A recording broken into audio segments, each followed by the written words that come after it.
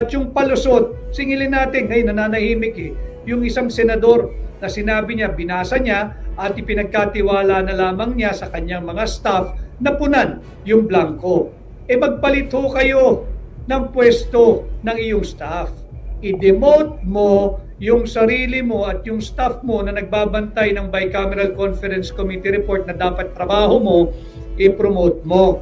Siya ang gawin mong senador at ikaw ang dapat staff niya para magsipag ka naman. Kaya ka na riyan, binabayaran ka, sumasahod ka mula sa kaban ng bayan, mula sa buwis na binabayad ng mamamayang Pilipino para gampanan mo ang trabaho mo. Hindi ka kasi pwedeng tugis ka lang ng tugis doon sa issue ng Pogo. Wala ho tayong pakialam diyan sa kaso ni Alice Guo. At tandaan ho nyo, yung mayor ng Bamban, lahat po yan siniyasat nila, pati nga yung birth certificate napakasela nila sa dokumento pati passport, pati sa kung saan nag-aral, anong eskwelahan ng elementarya, sinong kaklase mo, bakit itong budget hindi mo binasa? Akala ko ba ganyan kakasinop bilang mambabatas? Yan yung imaheng pinoproject mo. Bakit dito sa 6.32 trillion budget, tila nabulag ka? Naging pipi ka rin at nagsisinungaling ka pa na wala kang nakita na blanco dyan sa Bicameral Conference Committee report. Talagang wala kang makikita kasi hindi pa tapos, pinirmahan mo na. Hindi din nakaligtas kay Attorney Vic Rodriguez ang congresswoman na si Stella Kimbo kung saan umiiwas ito sa isang reporter na magpa-interview. Nakakabingi naman ang katahimikan ng Kongreso, lalong-lalo na itong napakaingay na si Stella Kimbo nung kanyang patuloy na pinalalawig ang political persecution laban kay Vice President Inday Sara Duterte. Nasaan ngayon ang tapang mo? Nasaan ngayon ang angas mo? Ayaw mo magpa-interview dahil may rush ka. Anong akala mo sa sinisigaw ng sambayan ng Pilipino? Nang paliwanag ang hinihingi namin, hindi rush. Kailangan namin ng paliwanag. Ngayon mo ilabas yung tapang-tapangan mo. Magpaliwanag ka, nakapirma ka dyan sa Bicameral Conference Committee report Hindi pa ba sapat yung nagfa-fashion show ka dyan sa House of Representatives? Tangan-tangan ang mga Hermes bag. 3 milyon, 2 milyon, 4 na milyon, 5 milyon ang isang bag na yun Pera po yun ang sambayan ng Pilipino. Yung mga mamahalin mong relos, yung magagara mong damit, kayo sa Marikina, matauhan na kayo. Hindi natin pwedeng palagpasin ito. Pera po ng sambayan ng Pilipino ito. Anong sagot mo sa reporter? Rush?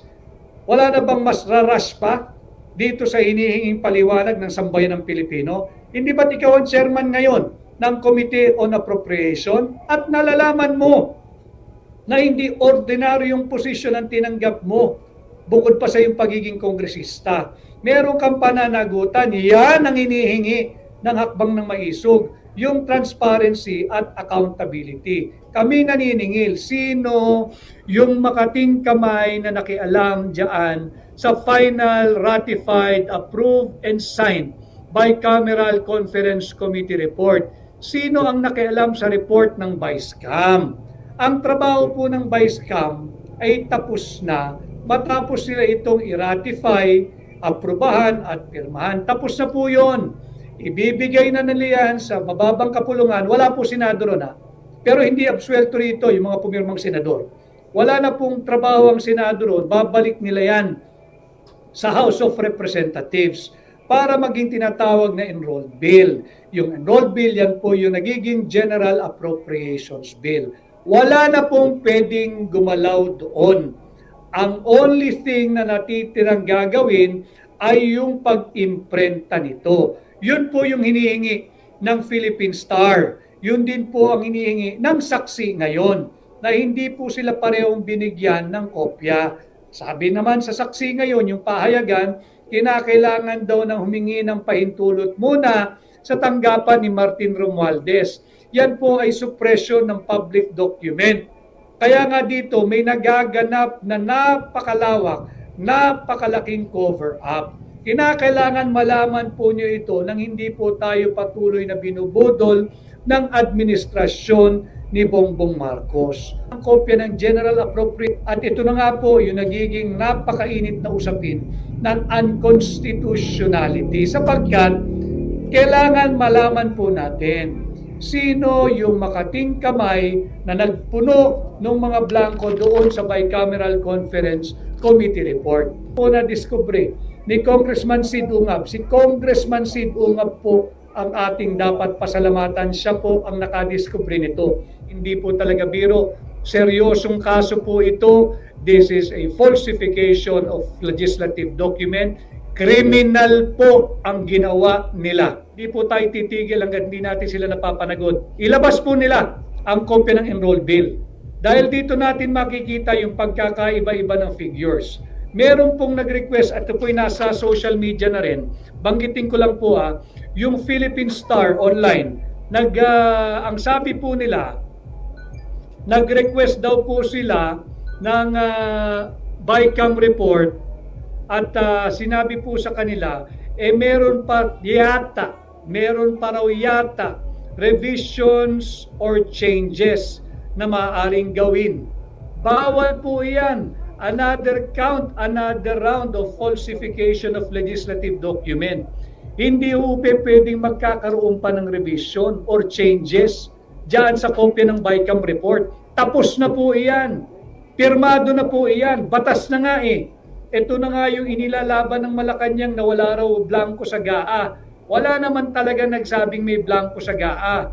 Ang ating hinahanap at pinapanagot, sino nagpuno ng mga blanco doon sa Bicameral Conference Committee report na aprobado, ratipikado at pirmado ng mga senador at ng mga mambabatas na bahagi ng BICAM Conference Committee. Hudas kamay sila. Tama po yun, naghuhudas kamay ang mga hudas. All along, totoo talaga ang sinasabi ni VP Inday. Tama po yung sabi ni Vice President Inday Sara. Hindi po talaga marunong maging Pangulo at hindi alam ang gagawin.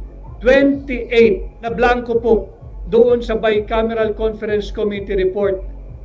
Yan po, pag total po nyo yan, daang bilyong piso po ang hindi nila masagot. Humingi po ng kopya ang Philippine Star base po sa kanilang online report. Tinanggihan sila ng Kongreso o ng mababang kapulungan na mabigyan ng kopya ng enrolled bill. Humingi rin po ang saksi ngayon na pahayagan ng kopya sa Kongreso, sumulat sila, official, may tatak na na-receive. Tinanggihan din po sila at magpapaalam pa raw sa opisina ni Martin Romualdez kung pwedeng magbigay.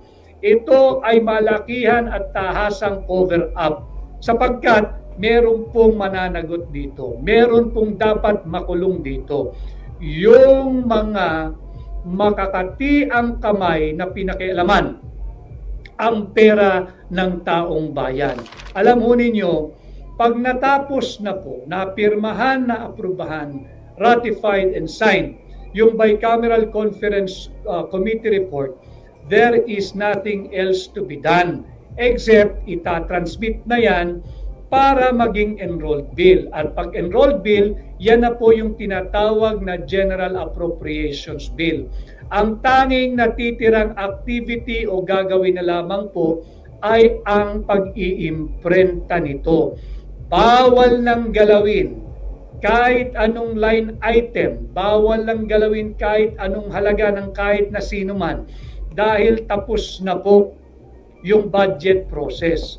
At kung sino man yung may makating kamay na nakialam dyan, guilty po iyon, mananagot sa kasong crime against public interest, specifically Article 170 of the Revised Penal Code, yung tinatawag po nating falsification of legislative document.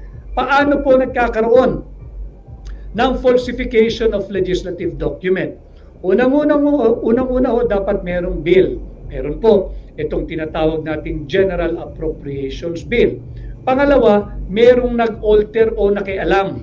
Merong nagbago ng mga line items, ng mga item for appropriation, pati yung halaga ng allocated budget o ng appropriated budget.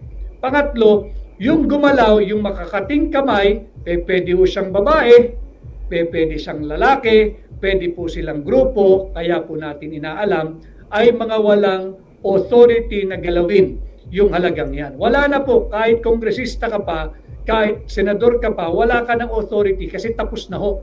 Pirmado na eh. Pirmado na. Hindi po draft yun, kagaya ng unang palusot nung nagsabing draft yun. You do not sign a draft document. Draft nga eh. Pwede mo nga idiretso sa basurahan yan eh. Nga ho, si Boy pirma. Kailangan natin harapin pati kung sino si yung aling pirma. Sigurado meron dyan at kinakailangan natin panagutin.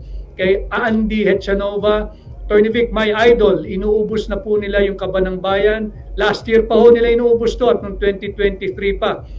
Para kung mapatalsik man sila, may baon na sila kahit ilang dekada pa ang dumaan, hindi sila maghihirap. Hindi na po maghihirap yan sa dami ng nakuha nila.